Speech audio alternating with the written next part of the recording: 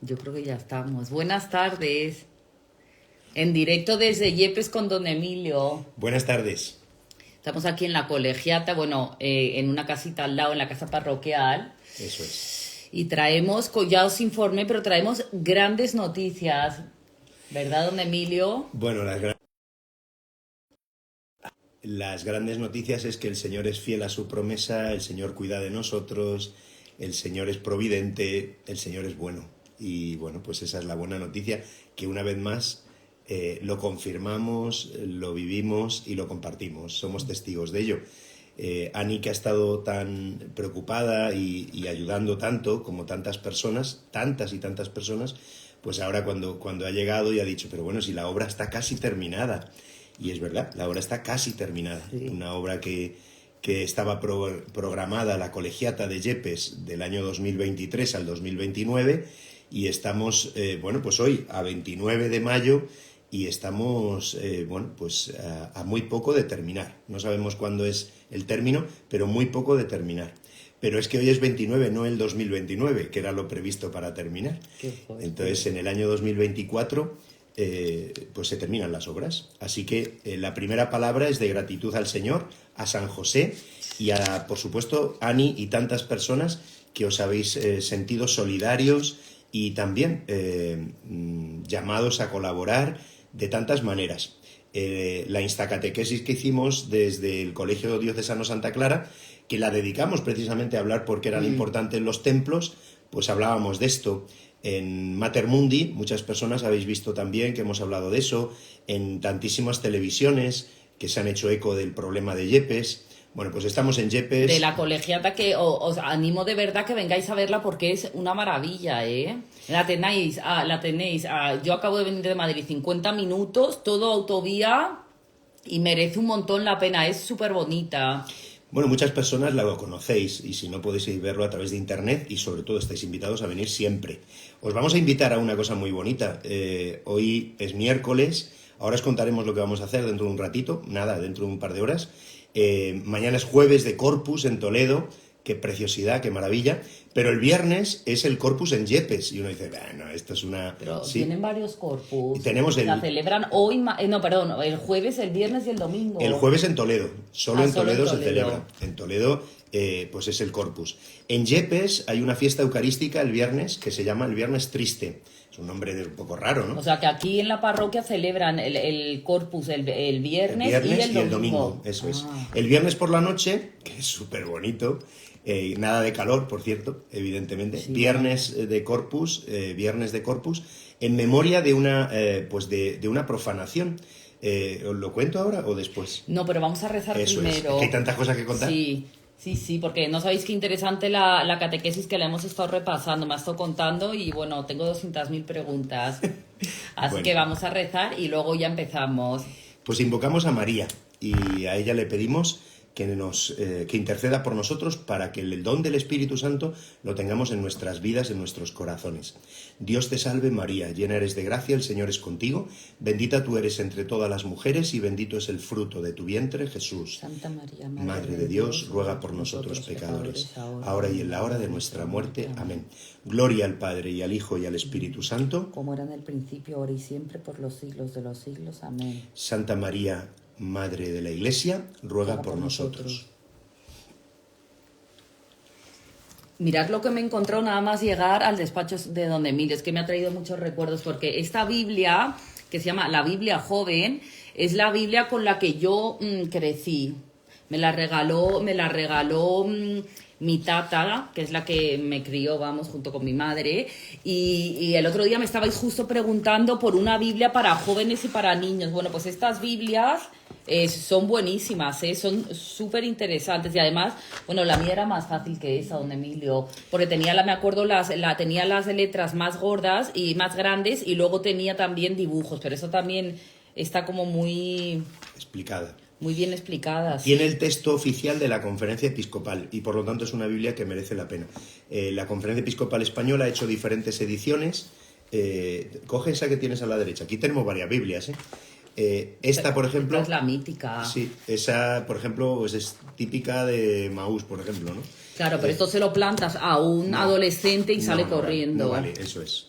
Pero bueno, o sea que Pero esto está muy bien.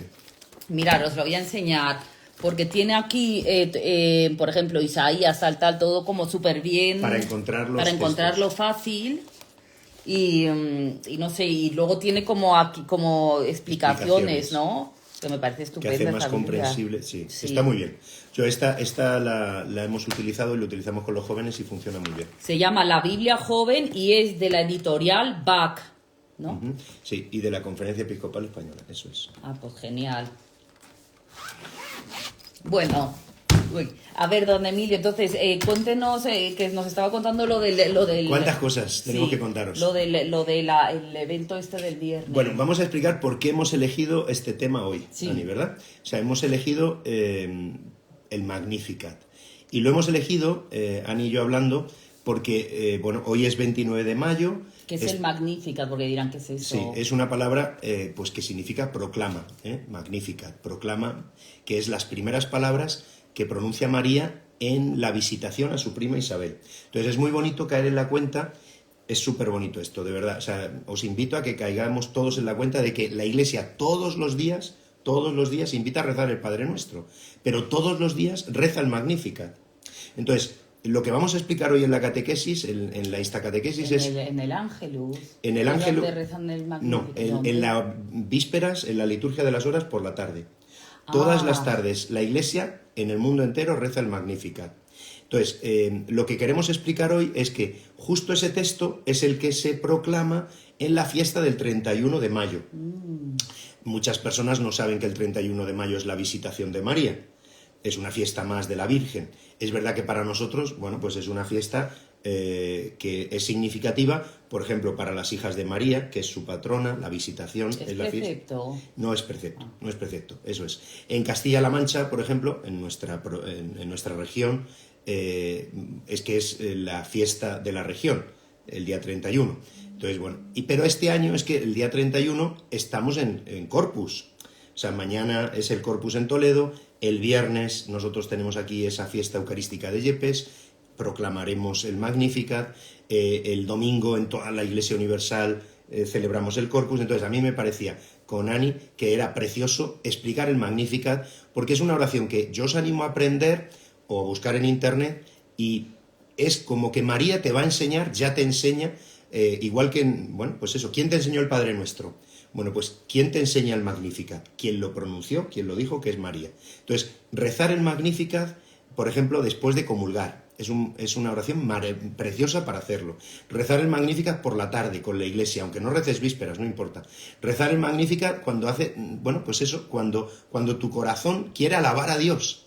El Magnificat es una alabanza, la alabanza más preciosa, la alabanza que María proclama teniendo dentro de sí al Hijo de Dios. Entonces, como la alabanza nosotros tanto nos ayuda, ¿verdad, Ani? Sí. Pues, ¿cómo no aprender a descifrar el sentido del Magnificat y ver su significado y su sentido? Y claro, una vez que lo aprendemos o lo recitamos o nos quedamos con una frase, es decir, que en esta instacatequesis el tema es María nos enseña a alabar a Dios, María nos enseña a rezar, María nos enseña a recibir a Jesús en la Eucaristía, María nos enseña porque es madre y siempre está pendiente de nosotros para que seamos buenos hijos. Claro. Entonces, dice la Madre Teresa que en el Magnificat nos damos cuenta de que María primero recibe a Cristo y después lleva a Cristo. Claro, que lo diga Madre Teresa, que lo diga yo no vale para nada, porque yo soy un pobre cura pecador. Pero que lo diga la Madre Teresa es precioso, porque la Madre Teresa te dice, aprende a recibir a Jesús, aprende a llevar a Jesús. Y dice ella, eso lo aprendemos y recitamos el Magnificat. Pues venga, vamos a hacerlo. Sí. Vamos a recibir a Jesús y vamos a dar a Jesús. ¿Por dónde podemos empezar? Bueno, pues lo primero es caer en la cuenta en qué contexto se dice el Magnificat. Y el contexto es precioso. María acaba de recibir el anuncio del ángel. El anuncio del ángel es algo que a ella le sorprende, le sobrecoge, le llena de temor. Ella dice, hágase en mí, y el verbo de Dios se hace carne por la unción, por la acción del Espíritu Santo en ella. Y justamente en el anuncio del ángel, María escucha que su prima Isabel va a concebir un hijo. y que ya está de 6 meses la que llaman estéril. Claro, María escucha esto y ¿qué acción tiene y qué reacción tiene? Ponerse en camino. O sea que San Juan era 6 meses mayor que Jesús. Justo, eso es. Entonces, es súper bonito caer en la cuenta de esto. O sea, que María, cuando recibe el anuncio del ángel, no se queda encerrada en sí misma o como a veces nos puede pasar a nosotros, ¿no? Tenemos una alegría y bueno, pues ya está, es para nosotros, ¿no? María recibe este anuncio y se pone con prontitud, dice el Evangelio de San Lucas, se pone en camino. Entonces, hay una serie de actitudes... ¿Pero y para qué se puso en camino? Para ayudar a su prima Isabel. Ah. O sea, María se pone en camino porque sabe que Isabel necesita de ella. Ah. Y ella, que acaba de recibir el anuncio de que también va a ser madre. O sea, ella se acababa de quedar embarazada. Exacto. O sea, María, en su corazón es el deseo de la virginidad. Dios ha puesto en María el deseo de la virginidad. Y después de cumplir ese deseo de virginidad, María sigue siendo virgen antes del parto, en el parto y después del parto. Esto es muy importante en nuestra fe católica. María sigue siendo virgen, pero ahora es madre. Explíquelo, por favor, lo del parto virginal, porque hay un cacao con esto y con las series que de repente ponen a la Virgen teniendo al niño Jesús con dolores y con tal. Bueno, yo creo que podemos incluso dedicar una catequesis a esto, a la virginidad de María, porque los católicos somos los que defendemos esa verdad. Y defendemos esa verdad porque es el signo que Dios le dio a María. O sea, ¿cuál es el signo que Dios da a María? Su virginidad. Entonces, es un signo íntimo y es un signo verdadero, incluso físico, pero es un signo de fe que se hace carne. Es decir, María no tuvo más hijos, pero María sigue siendo virgen porque es el deseo que Dios tiene para su madre. De hecho, así estaba anunciado en los profetas, que una doncella sería madre. Y dice San Bernardo esa expresión que es preciosa. Solo hay un caso en el que una virgen puede ser madre. Y ese único caso es la que sea madre de Dios. Qué bonito. Total. O sea, solo hay un caso en el que una virgen puede ser madre. Y ese único caso es aquella que sea la madre de Dios. Esa es María. Entonces, María recibe este anuncio, María es sorprendida por esta llamada y esta petición que Dios mismo le hace a través del ángel y se pone en camino. Pero dice San Lucas, que es muy importante las palabras, con prontitud, deprisa. Claro, esa expresión deprisa quiere decir que es el Espíritu quien la mueve. El Espíritu tiene prisa. Y tú lo sabes bien, y lo sabemos bien. El Espíritu tiene prisa. O sea, la pereza, la desidia, la indiferencia no es de Dios. No viene de Dios. Esa actitud de, bueno, ya lo haremos, bueno, eso ya se verá, bueno, eso tal vez dentro de no sé cuánto tiempo, ya cuando dentro, aquella imagen que veíamos, ¿no? Cuando uno es niño dice, cuando yo sea mayor, cuando uno sea mayor, ya no tiene solución. O sea, hay que responder con prontitud, como María.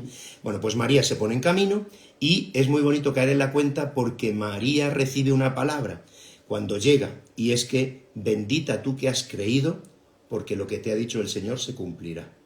Eso es lo que así la recibe Isabel a María. Bendita, bienaventurada tú que has creído, porque lo que te ha dicho el Señor se cumplirá.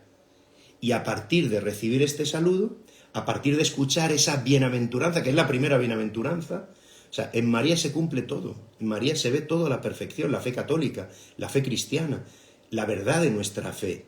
Bueno, pues María, la primera bienaventurada es ella, y resulta que cuando escucha a Isabel que la llama bienaventurada, brota de sus labios lo que hay en su corazón. Y lo que brota es el Magnificat. Claro, es alucinante caer en la cuenta de esto, porque lo que brota en ese corazón es todo lo que los profetas habían dicho, tantísimas palabras que están recogidas en los Salmos, tantísimos textos del Antiguo Testamento, que María une como si fuera un mosaico, ¿vale? O sea, como el que le gusta hacer un puzzle, Ani? O sea, tú coges un puzzle y ves un montón de piezas. Y dices, madre mía, este puzzle tiene tantas miles de piezas. Bueno, no sé cuánto tiempo me va a llevar a hacer esto. Bueno, pues María coge el puzzle, es entenderme la expresión, frases del Antiguo Testamento, repartidas por toda la Escritura, y María coge ese puzzle y lo une. Como si fuera un puzzle, como si fuera una vidriera, o esa expresión que a mí me parece que es muy lúcida. O sea, en cierta ocasión, a un pintor le pregunta a una persona, oye, esta obra, esta pintura, ¿cuánto tiempo te ha llevado a hacerla? Y claro, el pintor, esto es que es verdad, o sea, responde, pues es que lo he hecho en esta mañana. Y tú dices, pues una cosa que se hace en un rato de nada no tiene valor. Pero el pintor te responde, llevo toda la vida haciéndolo. ¿Qué quiere decir esta expresión? Que en el Magnífica se dice en nada, en 3 minutos, tantísimas cosas que todos los profetas durante siglos habían anunciado, que habían preparado. Ese pintor hace en un rato una obra magnífica, pero no la ha hecho en una mañana, ha necesitado toda la vida para hacerlo. Bueno, la vida cristiana es esto. La vida cristiana es siempre un aprendizaje, pero necesitamos toda la vida para aprender, pero en este momento tenemos que responder. Yo creo que eso nos ayuda. Sí, total. ¿Me explico? Sí. Entonces, ¿has aprendido a hacer esto? Toda la vida llevo intentando aprenderlo. Yo, por ejemplo, como experiencia personal, en mi primera misa, yo fui ordenado un 19 de diciembre, cuarto domingo de Adviento, estábamos en vísperas de Navidad, don Marcelo González Martín, bueno, nos ordenamos los que en aquel momento fuimos ordenados, y el día 19 fui ordenado, y el día 22 de diciembre digo mi primera misa solemne. El día de mi primera misa, el Evangelio era el Magnífica. Anda. Entonces, toda la vida llevo intentando proclamar el Magnífica. Toda la vida trato de hablar con Dios en alabanza como María nos enseña. Bueno, pues estoy aprendiendo. Pero, sinceramente, es que me llena de alegría en esta tarde contigo, pues a todos tus seguidores, contarles esta maravilla de la Escritura y de la palabra que María nos enseña a proclamar. María nos enseña a rezar. María nos enseña como una madre que con paciencia va desgranando palabras que ahora podemos decir algunas de ellas preciosas, porque se refleja un Dios guerrero, se refleja un Dios de alianza, se refleja un Dios providente, se refleja un Dios fiel. Son como claves que se ven en el Magnífica. Un Dios guerrero, porque es así la visión del Antiguo Testamento, un Dios que ama a su pueblo, pero que va a la batalla con su pueblo, el pueblo de Israel. Bueno, María de alguna manera refleja eso, la grandeza del Señor. Es más, o sea, ahí se refleja como ese Dios poderoso y ese Dios que verdaderamente está con su pueblo, ¿no? Pues es la imagen de un Dios guerrero, la grandeza de Dios, ha hecho obras grandes, incluso dice, hace proezas con su brazo, dispersa a los soberbios, derriba del trono a los poderosos. O sea, son palabras fuertes, son palabras duras. Sí. Bueno, pero son palabras que reflejan el Antiguo Testamento. Incluso podemos decir, esta palabra está en este salmo, esta palabra está en este texto del profeta. Pero también se refleja en el Magnífica, que es una manera preciosa, pues todo el tema pues de los tiempos mesiánicos. La alegría de los tiempos mesiánicos. Sí, bueno, pues es María cuando dice, se alegra mi espíritu, por ejemplo, cuando dice María, pues que el niño salta en el vientre de Isabel, pero el niño Dios está en su vientre también, y es el momento en el que el Hijo de Dios está entre nosotros. El Verbo de Dios se ha hecho carne. El Magnífica refleja que el Dios de la promesa ya está presente. A los tiempos del Mesías. Justo. O sea, el niño Dios no ha nacido, pero el niño Dios ya está en este mundo. Por eso es tan bonito caer en la cuenta de eso, ¿no? O sea, el Magnífica nos hace ver que ya ha llegado el reino. Y de hecho ha llegado el reino, y eso es precioso, para los sencillos, para los humildes, para los pobres, para los que tienen fe, para los que confían en Dios, para los que esperaban en Dios. Entonces el Magnífica refleja todo eso, pero el Magnífica también, bueno, pues nos habla del poder de Dios que ha cumplido sus promesas. Es el Dios de Abraham, no es un Dios diferente, es el mismo Dios que hablaba, es el mismo Dios que su palabra ahora se ha hecho carne. Y todo eso María nos lo está contando. ¿Me explico? Sí. Es bonito. Es súper bonito. Sí, y también en lo que ha explicado es bonito ver o sea, el valor que se le da ya a la vida dentro del vientre de las madres. Por ejemplo. O sea, de hecho, o sea, claro, es una imagen preciosa ver a 2 mujeres embarazadas. O sea, la visitación, la fiesta de este viernes, del 31 de mayo, nos recuerda ese misterio de la vida que es concebida, acogida, y cómo transforma esa vida acogida, transforma las vidas de las personas. Claro, el que María acogiera al niño Dios, que Isabel acogiera en su ancianidad a Juan el Bautista, y que precisamente eso es muy bonito, ¿no? Los santos padres lo que nos cuentan, ¿no? O sea, que en el vientre de Isabel ya Juan reconoce que ha llegado el Mesías. Esto tiene mucha relación también, que también podríamos trabajar en esta catequesis, esa realidad de lo que era María como arca de la nueva alianza. Claro. Entonces, María es el nuevo arca. Cuando María visita a Isabel, el arca de la alianza ya es el pueblo de la diáspora, ya ha desaparecido el arca. Quiero decir que es que el pueblo ha sufrido enorme, el pueblo de Israel ha sufrido muchísimo y está esperando al Mesías. Pero explique qué era el arca de la alianza. El arca de la alianza es el que contenía las 2 tablas de la ley, de los mandamientos de Moisés. En el arca se contenía también el maná, como recuerdo del pueblo que había sido cuidado por Dios. El maná eran los panes. Eso es, sí, el maná del cielo, que cada mañana el pueblo de Israel salía de la tienda y se encontraba como una harina, y en ese maná estaba como recogido en el arca también. Y la vara de Aarón, como expresión del sacerdote que cuidaba del pueblo. Aarón, el hermano de Moisés. Entonces, María... ¿Y qué pasó con ese arca? Desapareció. O sea, en las guerras de Israel... Desapareció. Nadie volvió a saber dónde iba a parar. Y de hecho ellos están esperando. O sea, el pueblo de Israel lo que estaba esperando es que se recuperara el arca, que volviera a la presencia de Dios. Porque el arca era tan importante porque ahí estaba presente Dios. O sea, en teoría dentro del arca estaba Dios, justo, ¿no? O sea, la presencia, la Sequiná, era lo que cubría el arca. Y lo que contenía el arca era lo que Dios había dado a su pueblo, señal de que Dios estaba con ellos. Entonces, claro, el pueblo de Israel cuando pierde el arca es, ahí va, a ver ahora qué hacemos sin el arca. Porque el arca era el sentido de la presencia. Donde estaba el arca, ¿te acuerdas tan bonito eso? Cuando David llega el arca de la alianza a Jerusalén, se pone a danzar. Sí. Y nosotros a veces lo recordamos esto, cuando nosotros hacemos expresiones de alegría y de júbilo en una alabanza, siempre recordamos que esto no es nuestro, sino que lo hemos aprendido también, como tantas cosas, de nuestros hermanos mayores, el pueblo de Israel. David danza y hay quien se burla de él. Y David sigue danzando porque dice, para mí es más importante la alegría de Dios que tú, le dice a su mujer, ¿no? De hecho, la Escritura dice, aquella mujer quedó estéril por reírse de David por bailar. Por favor. Entonces, así que cuidado con reírse de los bailarines. Cuidado con reírse de la alabanza. Porque es verdad que la alabanza es un signo de gratitud y de reconocimiento ante quien estamos. Entonces, María... Pero, Padre Emilio, una pregunta. ¿Y en el templo de Jerusalén, el velo ese que había, que nadie lo había visto nunca y había ahí oculto, que había oculto? Ahí entra el sumo sacerdote una vez al año. ¿Y qué hay ahí dentro? Ahí está la luz, se contiene, ahí está la luz. La luz, entre comillas. Sí, ahí está la luz. ¿Y para qué entra el sumo sacerdote? Porque es el lugar más sagrado del templo. Y que entraba y rezaba. Y entra y reza por el pueblo, por él, por sus pecados y por los pecados del pueblo. Entonces, ahí Zacarías, cuando recibe el anuncio de que va a ser padre, está ahí dentro.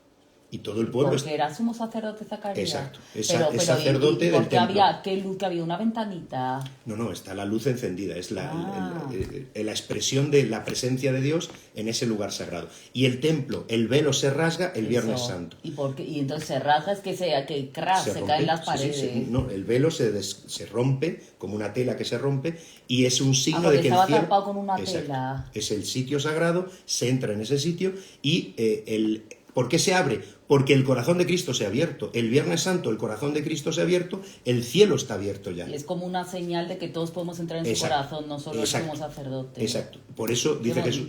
Y ese sentido nos hace entender esta fiesta, porque ¿cuál es el sentido de que la visitación? El sentido de la visitación es que María es el nuevo arca. María es la que lleva la presencia de Dios, a Dios mismo. María, en esa visita a Isabel, proclama el Magnificat, porque ahí está el resumen de todo lo que se había anunciado y ahora ya está presente en este mundo, que es la presencia salvífica de Jesucristo. Entonces, claro, cuando María dice, ¿no?, que Dios auxilia a Israel y se acuerda de su misericordia, la palabra misericordia aparece insistentemente también ahí, como la presencia del Dios que viene a traer la salvación, no el juicio, no, bueno, de hecho, claro, esto hay que entenderlo en todo el contexto de San Lucas, ¿no? Porque San Lucas es el evangelista, como sabéis, alguna vez en las instacatequesis se habla pues de los evangelistas, ¿no? Entonces, el Magnificat es muy importante porque San Lucas no solo nos enseña el Padre Nuestro, sino que nos enseña el Benedictus, que es la palabra que Zacarías pronuncia una vez que se le suelta la lengua. En San Lucas aparece lo que Simeón y Ana dicen, que también todos los días la Iglesia lo recuerda en la oración de la noche, y en San Lucas aparece el Magnificat. Entonces, fíjate, ¿no? O sea, la Iglesia reza todos los días estas palabras de María, pero no solo en las palabras del Magnificat, sino también en la oración de la mañana, las palabras de Zacarías y las palabras de Simeón en la oración de la noche. ¿Quién nos enseña a rezar? Nos enseña a rezar el Espíritu Santo, que es el que hace posible que podamos decir que Dios es Padre. Pero ¿quién nos enseña a rezar? La Virgen María. ¿Quién nos enseña a rezar? Jesucristo con el Padre Nuestro. Pero ¿quién nos enseña a rezar? Los que tienen intimidad con Dios. Y los santos nos enseñan a rezar.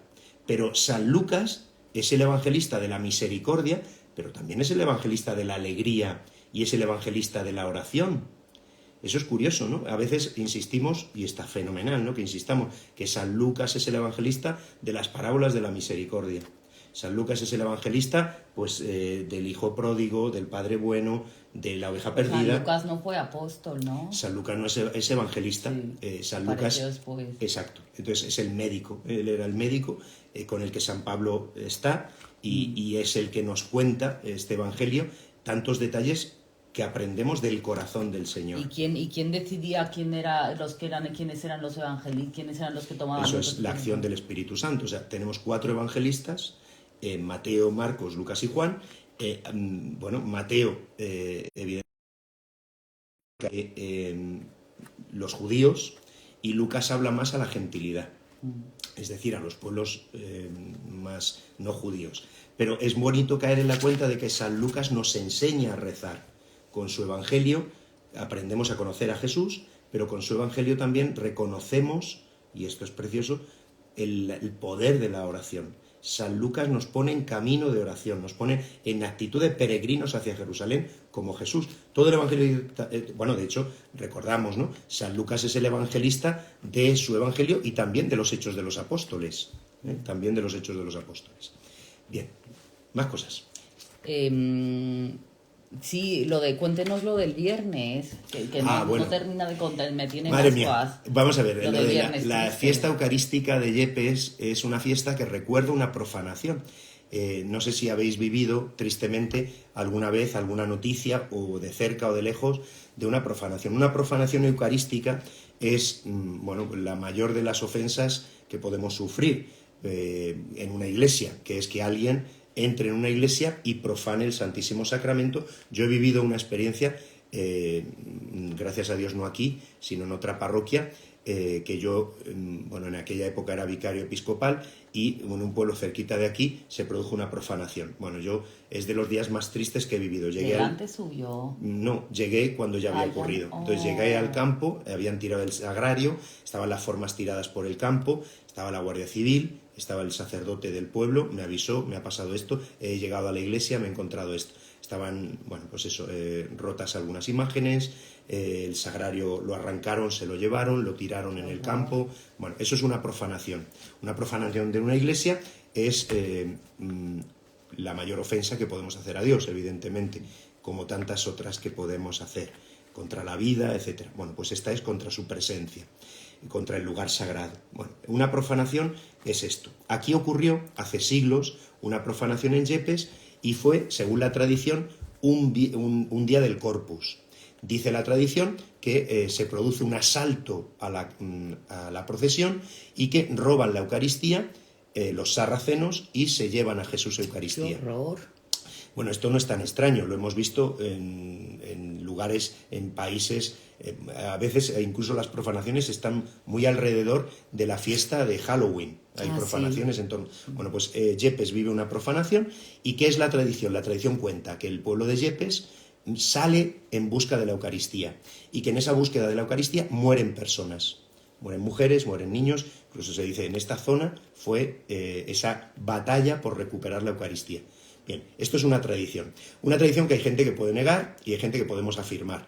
Lo que es verdad es que en el siglo XVIII, el rey Carlos III de España, la bandera que aprueba para Yepes es un león que sujeta una custodia.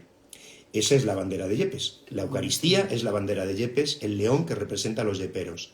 Entonces, en Yepes hay una tradición preciosa que se remonta a siglos, que el viernes más próximo al Corpus se recuerda aquella profanación y aquella defensa de la Eucaristía.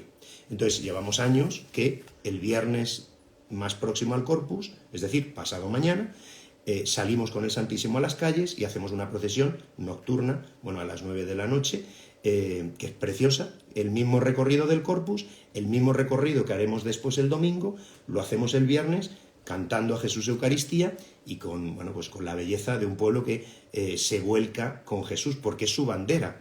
Este pueblo no se entiende sin la Eucaristía, como no se entiende la fe cristiana sin la Eucaristía. Pero es verdad que en la tradición de Yepes hay cosas preciosas, ¿no? Por ejemplo, ¿no? Calderón de la Barca, en el siglo XVII, escribe un auto sacramental, el mágico prodigioso, para que se represente aquí en la Plaza Mayor. Anda. O sea, los autos sacramentales se hacían muchas veces en Navidad y muchas veces en el Corpus, y eran representaciones teatrales para que la gente, bueno, pues se divirtiera, pero también aprendiera cosas de la fe.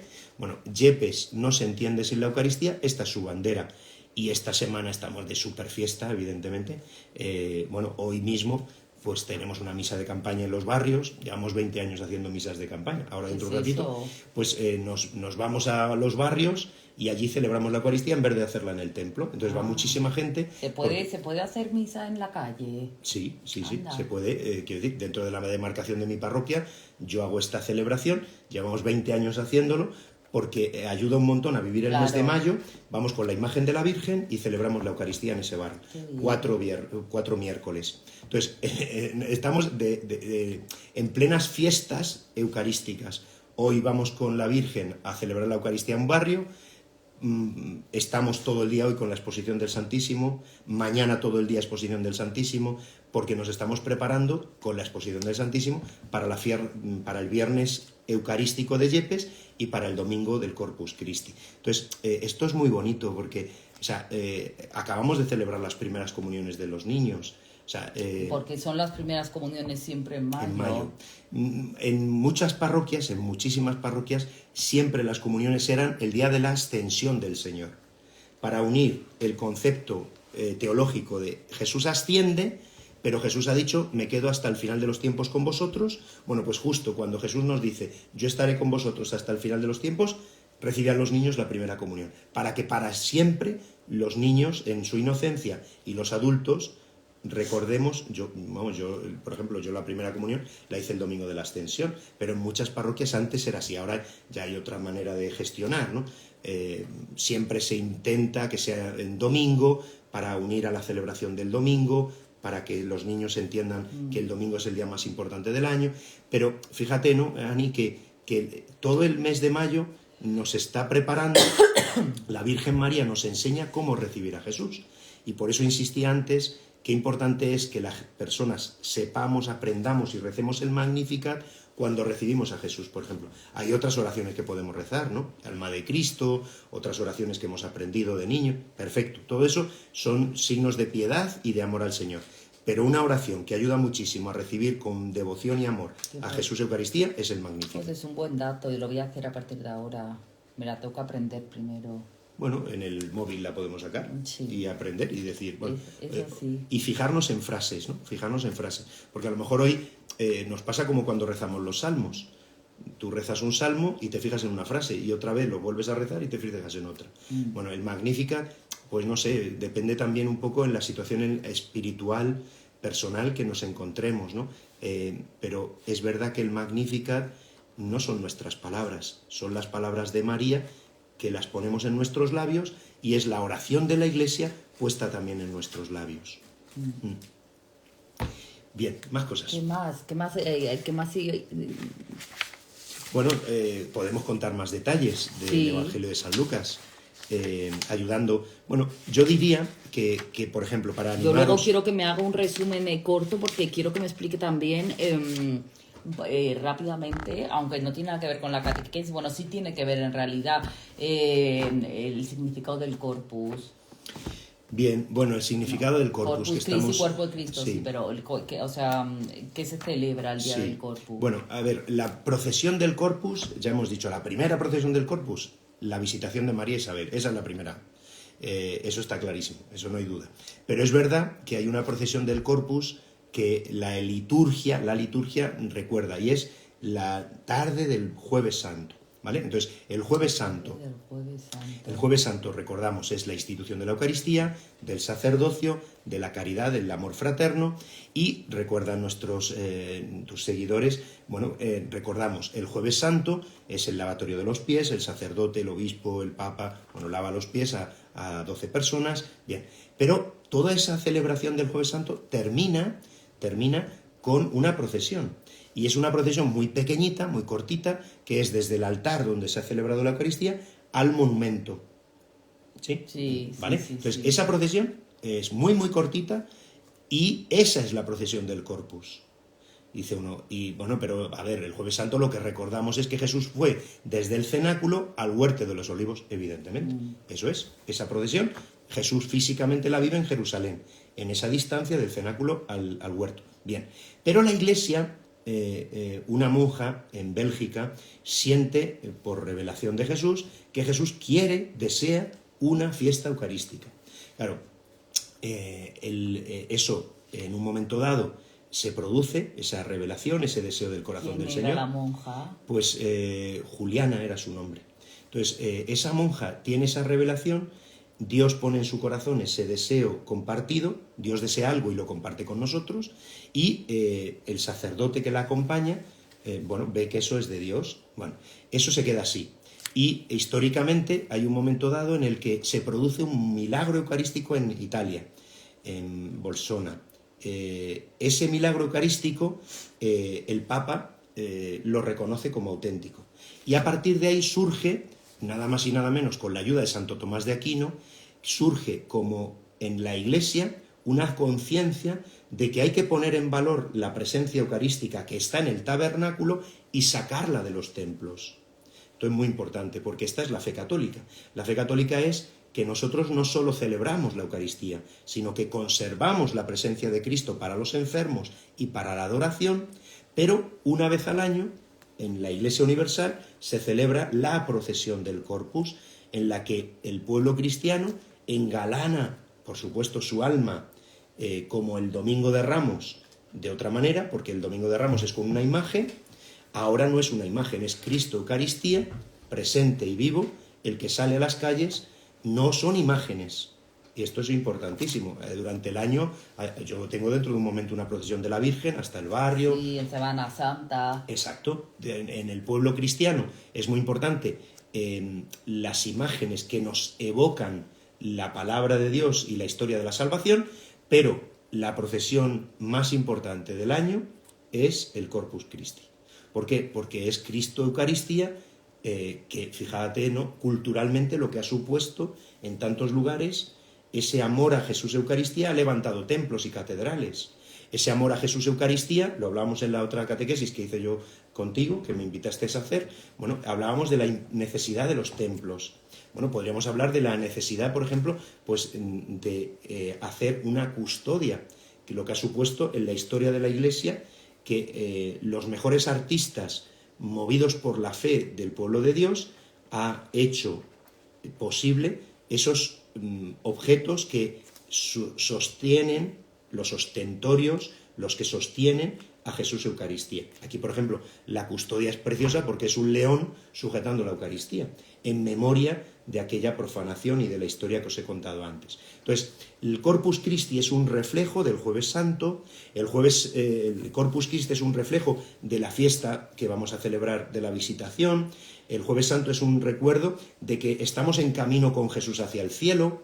Por eso, claro, el Corpus Christi ya han pasado la fiesta de la Trinidad, ha pasado la fiesta de Pentecostés, ha pasado la Ascensión. O sea, cuando hemos terminado la Pascua, ahora celebramos el Corpus Christi. Y de que Jesús está con nosotros hasta el fin del mundo. Exacto, esa es la frase clave. Que es lo que decía, que la diferencia entre la protección del Corpus y otras procesiones es que la protección del Corpus no es una imagen, es Jesús mismo el que está entre las calles con nosotros. Por eso, o sea, cuando la gente se queda con la admiración por la belleza, lo que más bueno y más importante es ver al más bello de los hombres, al Hijo de Dios, el Verbo de Dios, alabarle y bendecirle, porque se ha quedado con nosotros por pura misericordia. Y no se ha quedado en un sitio, se ha quedado en cada lugar donde se celebra la Eucaristía. Esto es muy importante. Si nosotros hubiera sido increíble que el Señor se hubiera quedado en un solo sitio, y que fuésemos hasta ese sitio buscándole, adorándole, agradeciéndole. Es que sería increíble que el Señor solo estuviera en un lugar, ¿ya? Pero es que el Señor ha querido quedarse donde su pueblo se reúne, donde hay un sacerdote que celebra la Eucaristía, donde el pueblo de Dios quiere que Cristo esté con nosotros. Pero es que es al revés, es Cristo el que quiere estar con nosotros. Quiere llegar a todo el mundo. Exacto. Entonces el Corpus representa todo eso. Por eso también el día del Corpus es el día de la caridad, porque no solo le adoramos, sino que somos testigos de él también con los más necesitados. Ah, por eso se hace lo de Cáritas, por eso se hacen todas las colectas. Exacto. En el día del Corpus se hace el día de la caridad. Ah, muy bien, qué bonito. Es que las cosas son preciosas. Sí, todo tiene conexión, ¿eh? Todo tiene conexión. Y además un sentido profundo, teológico, pastoral, de amor. O sea, es verdad, ¿no? O sea, pero claro, muchas veces lo que nos pasa es que eso, no hemos entendido. Bueno, pues no pasa nada, estamos caminando, estamos descubriendo y el Señor va tocando nuestros corazones como los de Maús, nos va calentando y hasta el extremo de que en un momento dado le reconocemos al partir el pan. Bueno, pues qué bonito es caer en la cuenta de que el Corpus Christi, o sea, los niños acaban, muchos ya, vamos, en teoría todos los niños ya han hecho la primera comunión, por eso los niños de comunión salen o salían, y en muchas parroquias siguen saliendo, gracias a Dios, pues en esa procesión, pero salen todas las hermandades. O sea, la fiesta del Corpus no es de una hermandad. Salen todas las hermandades se hacen presentes con sus estandartes. O sea, todo el pueblo de Dios sale caminando con Jesús. Pero es Jesús, el buen pastor, el que va por delante, el que va por detrás, el que nos va sosteniendo, el que va bendiciéndonos, el que nos va hablando. Bueno, pues eso, ¿no? ¿Cómo no recordar cuando Jesús en Jericó pasa y le dice: Zaqueo, baja, que hoy quiero hospedarme en tu casa.